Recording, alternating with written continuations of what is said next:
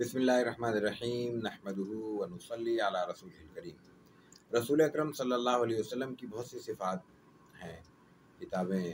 ان سے بھری پڑی ہیں، صحابہ کرام مسلسل بیان کرتے ہیں۔ ان میں ایک صفت حیا ہے، اور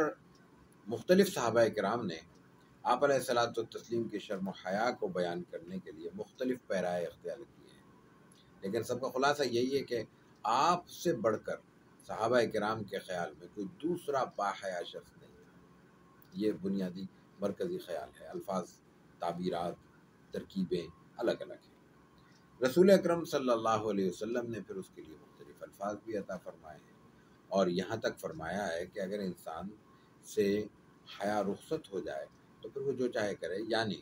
فصنع ما شئت، کہ پھر اس کا اللہ کے ہاں یا دین کی نظر میں اس کا وزن ختم ہو جاتا ہے، اس کی اہمیت ختم ہو جاتی ہے، اس کے کیے ہوئے عمل کی ضرورت اور اس کا مقام ختم ہو جاتا ہے، پھر وہ جو چاہے کرے، ہمیں اس سے کوئی سروکار نہیں۔ یہ آپ علیہ الصلوۃ والتسلیم کی خوبی نہیں ہے،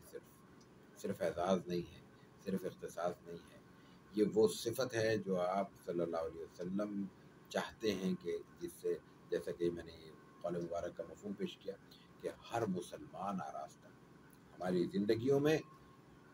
جو بڑی بڑی کمزوریاں اور خرابیاں اس وقت تر آئی ہیں، ان کے اگر رشتے اور ان کے روٹس اور ان کے راستے اگر تلاش کریں تو وہ سب کے سب بے حیائی سے اور فحاشی سے جا کر ملتے ہیں۔ انسان اگر اپنی جلوت و خلوت میں حیا کو اپنی زندگی کا حصہ بنا لے تو یہ معاشرہ،